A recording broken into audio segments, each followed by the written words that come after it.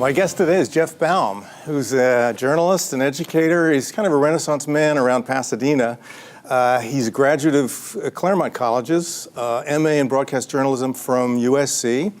He started out in DC, where he was an executive producer for C-SPAN, worked for NPR, ABC News, heavy journalistic experience.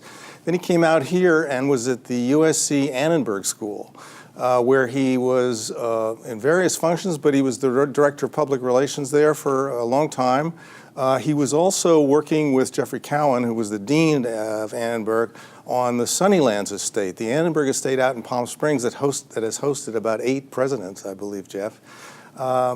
And he's also been really active in Pasadena locally as the president and a member a long time of the West Pasadena Residents Association. And also as a board member of the PCC Board of Trustees. From there, he was appointed by Arnold Schwarzenegger, Governor Schwarzenegger, and then Governor Brown, to the Board of Governors of the California Community College System, which is the governing board of that system. So we're delighted, Geoff, to have you here today on Impact Pasadena. Welcome. Well, thank you so much. It's such an honor to be the inaugural guest on this program. I've enjoyed my involvement in this network does such a great service for the people of Pasadena in providing access to the proceedings and the life of this city in the same way C-SPAN has done for the nation. And so to be the first guest on your show is quite a special opportunity. I forgot to mention that you were a board member and also president of Pasadena Media when you first started out, I guess, in Pasadena. Absolutely. I was just telling the leadership, this is one of the best bargains in the city of Pasadena, that to be able to have a full-scale television production facility and operation to be able to not only cover our city government, but also to provide coverage of local community activities is a real special asset to the city. Yeah, I agree. And just to put a plug in for Pasadena Media here, we also have educational outreach, community outreach. We have interns from the high schools and colleges. So yeah, we're doing a lot, and we're amping up. I think my program is one, but there are going to be other new programs coming along. So I'm delighted that you came in today. Well, good. There's so many great voices that are aching to have an opportunity to be heard in Pasadena. Absolutely. So where are you from, Pasadena originally, or are you from the East Coast? Where are you? I actually grew up in Orange County. I'm a native Californian. I grew up in Southern California. My mom grew up in Detroit, Michigan, from a large Italian and Polish Catholic family. Oh, no kidding. And my dad is I'm the son of a refugee. My father was born in Vienna, Austria in 1937. And his family was Jewish, and they had to flee the Nazi invasion, and so thankfully right after the occupation, the family was able to flee the persecution and make it across the Atlantic. And his grandmother had a restaurant in Brooklyn, and was able to start a new life in New York. And so when refugees have become a big issue, I actually feel very much akin to the plight of refugees. Well, it's interesting, Geoff, because I've known you a long time. This is the first time that I have heard your story, and that's very moving. Yeah, so my parents came in and got married when my father became a pharmacist and moved to Chicago, and my mom was living in Chicago at the time, was married to somebody else. They got to know each other, and he went into the Navy, and the Navy brought them to Southern California. And so it really did. My parents and my whole informed what I've done in my life as far as getting involved in trying to open doors and break down barriers between people. Did you always know you wanted to be a journalist? Well, I saw journalism as a very important way of demystifying the secrets and the power of government. Right. My father was actually involved, and both my parents were involved in politics in the 60s and 70s. And I got involved in school politics as a high school kid, but was unsuccessful in a campaign, and then had the opportunity to. You got to lose your first campaign. Yeah, absolutely. That's a rule of thumb. You learn a lot when you're asking people for their votes and their support. But then but instead, my senior year, instead of being the student body president, I got a job on the school newspaper. Right. And actually, the newspaper opened my eyes, and it provided access and gave me an opportunity to not only be at the front line of what things were happening, but also give voice to those whose stories might not have otherwise been told. Well, so you ended up at Claremont and majored in what? Yeah, Claremont didn't have a journalism major. Oh, okay. So I worked on the school paper, and Okay. I worked in the school campus radio station. But like a lot of kids in the early 80s, I thought I was going to become a killer businessman. Oh, yeah? But when I took a program that was in economics and engineering, but hit my first physics class and realized I'm having a lot more fun and enjoying what I was doing in the school paper and in my literature classes, I shifted gear and Right. became also a literature major and used that as a path. And then on to forward. broadcast journalism at SC. Right. So we didn't have a journalism program at Claremont, but I worked in Washington for a period and then came back and went to graduate school at USC. So at what period were you doing the C-SPAN and NPR? It was an interesting thing. Yeah. So I have an interesting political background. I did a journalism internship when I right out of Claremont, and I worked for a couple of famous newspaper columnists, Roland Evans and Robert Novak. Oh, Evans and Novak. And they were columnists with very strong opinions. Some would consider them very conservative. Yeah. But they were the two hardest working journalists I've ever seen, because as a young man, I was in their offices and heard them work the phones. Yeah. They also had a television show on CNN at the time, and I would go with them to those interviews, and it again opened my eyes. It was my first exposure to being a member of the Washington Press Corps, and I wanted more of that. But then my next job, which I really loved deeply, was working with high school students who were coming to Washington, D.C. And this was my full-time job with the Close-Up Foundation, and it was taking students from all around the country who would spend a week in Washington and saying, these buildings, these institutions, these people you see on television, these aren't just these aren't institutions that you can't impact.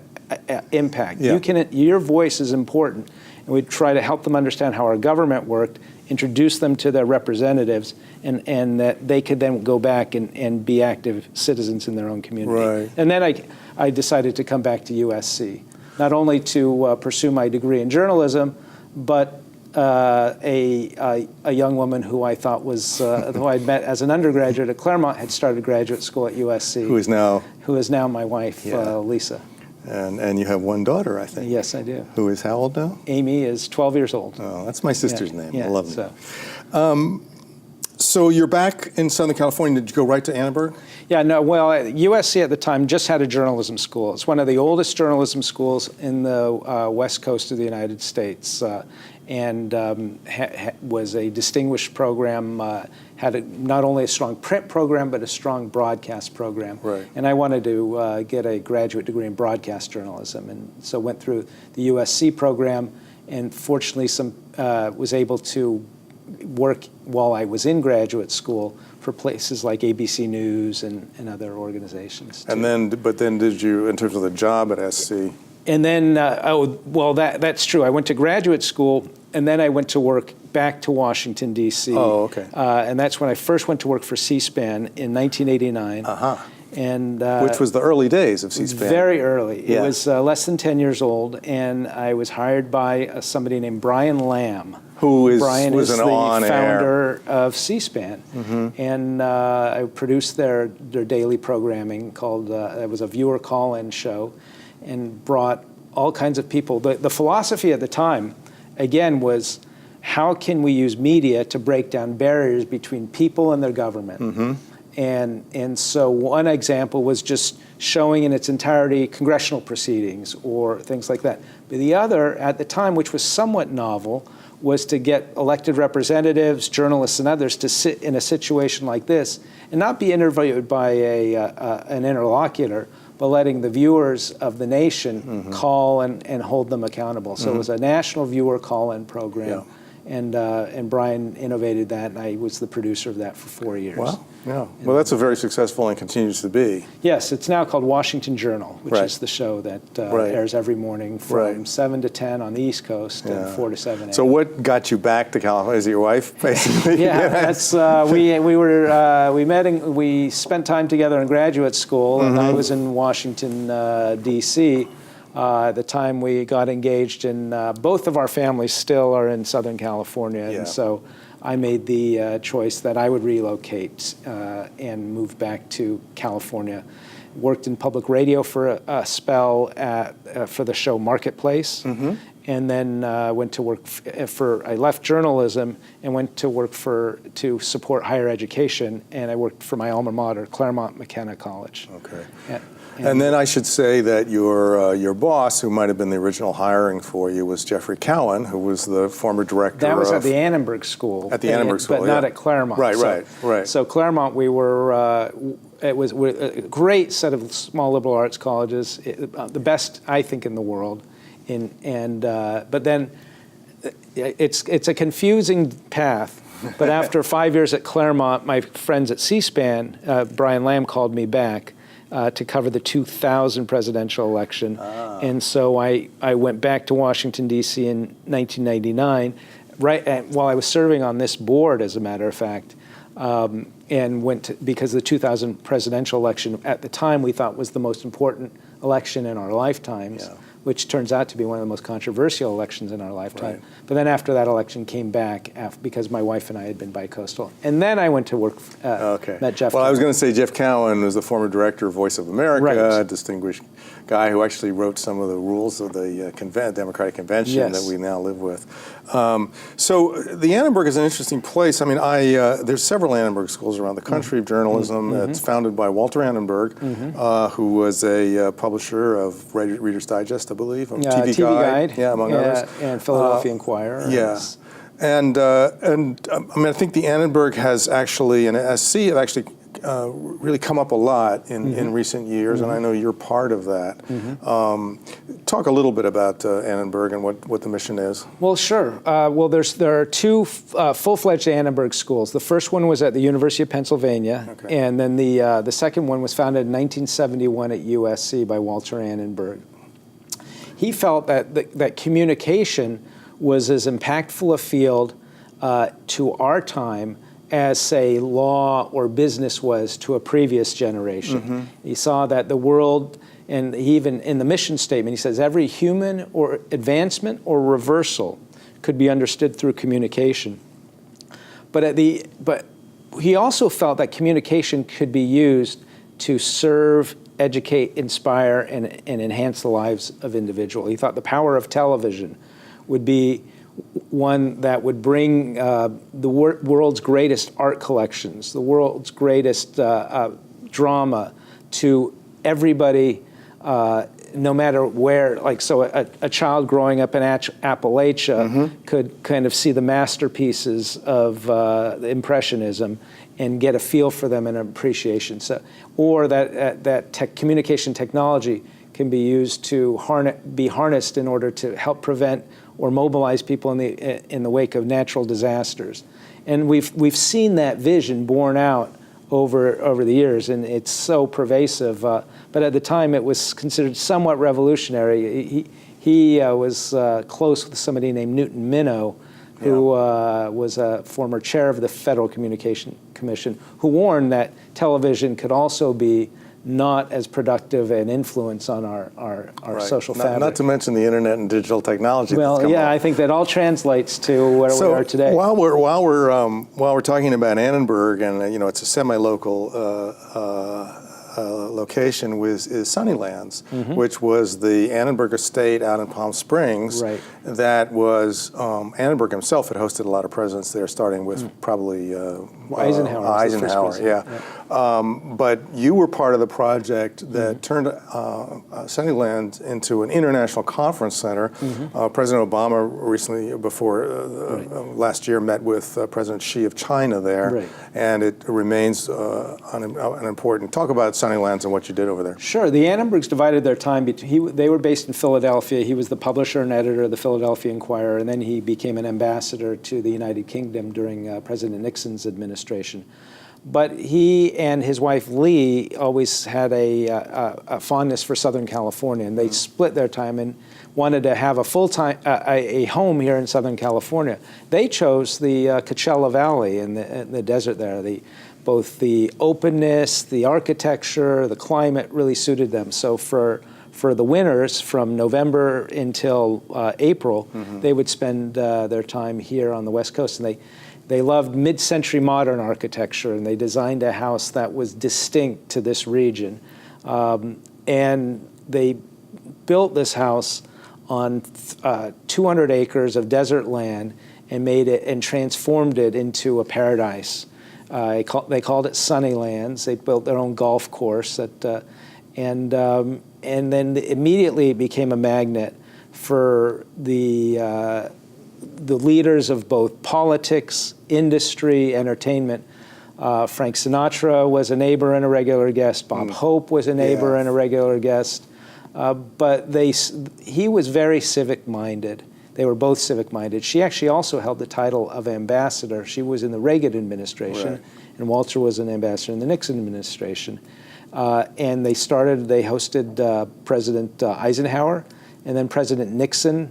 They were close to the Nixons from their time in Southern California. And Nixon actually formed his cabinet at Sunnylands in 1968 after the election. Well, and it's a really cool location, and I kind of recommend it, having visited there. I want to jump a little bit ahead into Pasadena specifically. Please. And I know you've been really active locally as president of the West Pasadena Residents Association.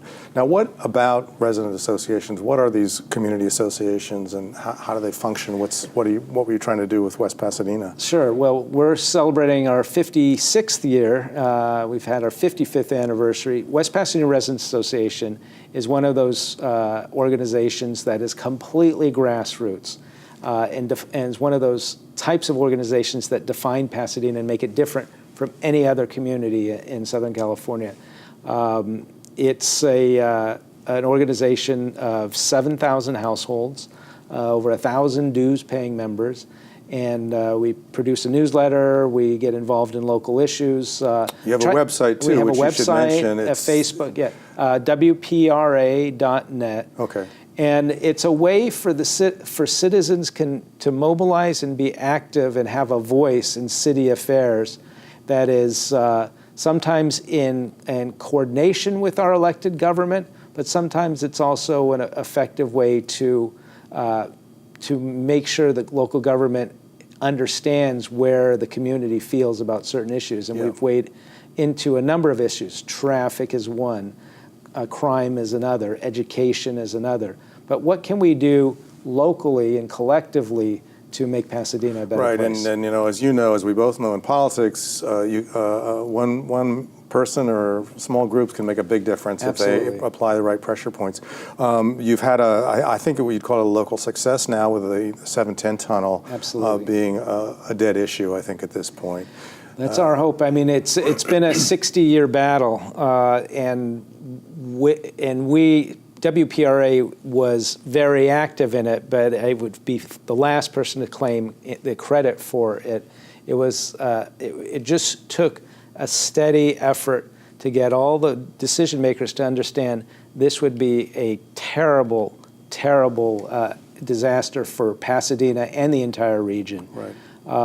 But it was because of forward-thinking allies who understood that maybe 60 years ago, freeways were the answer to increasing mobility and strengthening our economy and making this a vibrant place. But in this day and age, we need to look at alternative solutions to get people from A to B, and just paving over residential neighborhoods in concrete or generating all kinds of toxins into the air is not necessarily going to help us meet the challenges of our time. You know, another hot button issue that's come up lately is the Airbnb hosting. Yes. And I know that the city council is wrestling with this, and I believe that the Residents Association did a survey recently. Yes. And one of the, I thought, interesting results of this was that people who live in their house and rent out a room or have a guest house in the back and they're living there, most people are okay with that. What they don't seem to like in your survey, or sort of even, is absentee hosts. Sure. So I don't know what your association plans to do on that, how you actively campaign one way or the other. Right. I should obviously say, first, I don't speak for the association, but I can illuminate some of the issues. But you hit it on the nail on the head there. I will just speak from my own. I live in a residential neighborhood. I have neighbors on either side. Our houses are close to each other.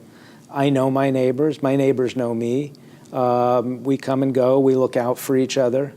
I wouldn't necessarily want to see a lot of turnover of people that I don't know or don't know us kind of coming and going without knowing that there's any kind of control over or regulation over that type of environment. Right. I'm sympathetic to trying to make housing more accessible and more affordable.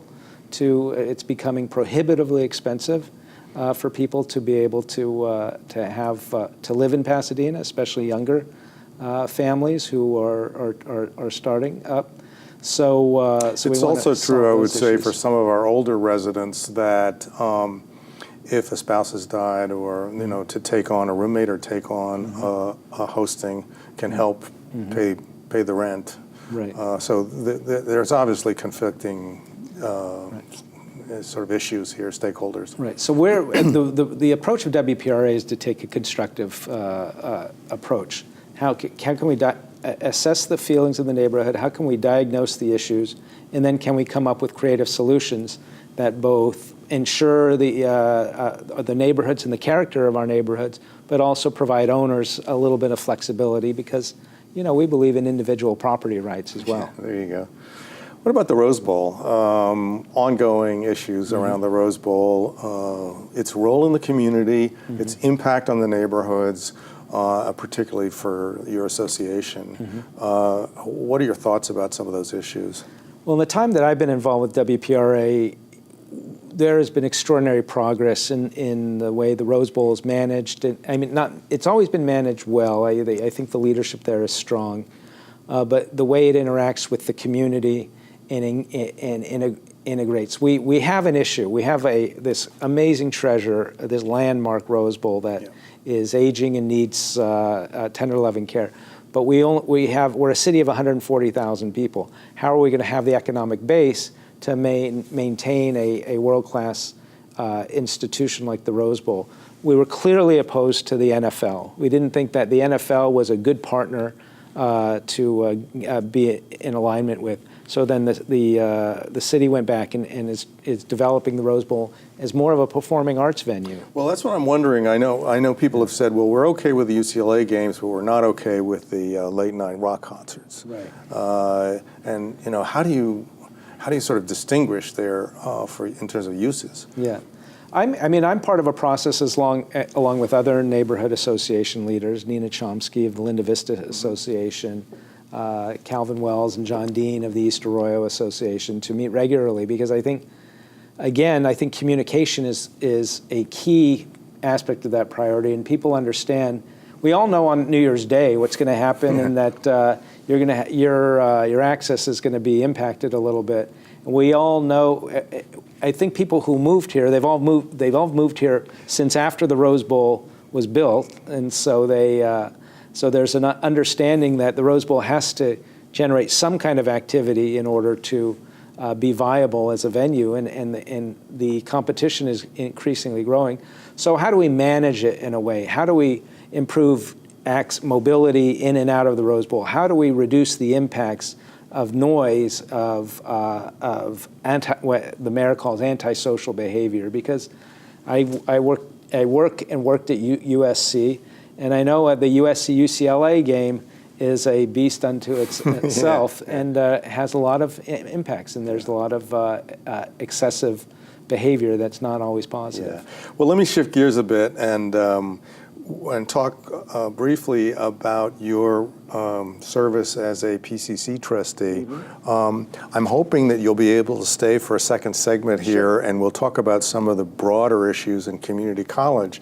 But PCC has been through some transitions, some rough times in the last few years. I think that your service ended somewhat in the middle of that.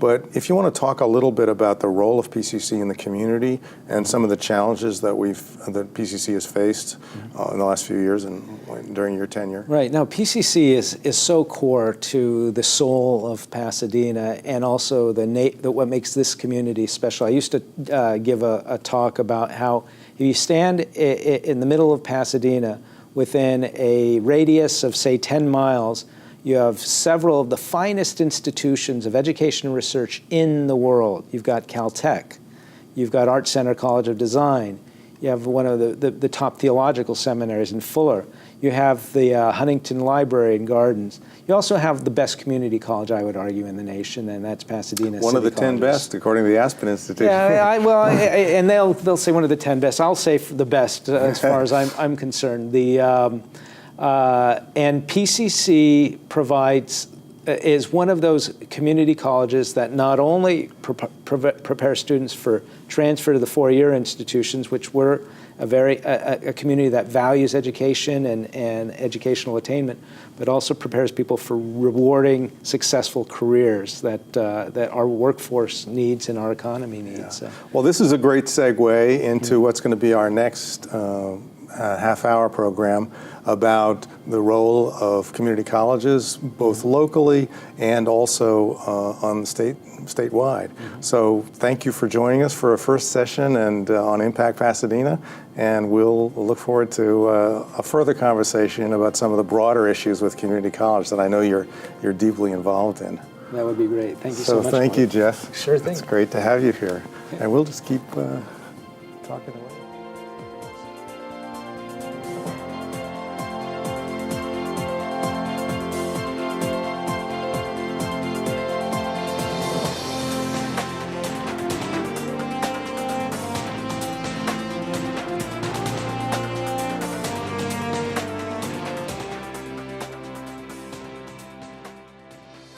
This program was produced by Pasadena Media for the Arroyo Channel.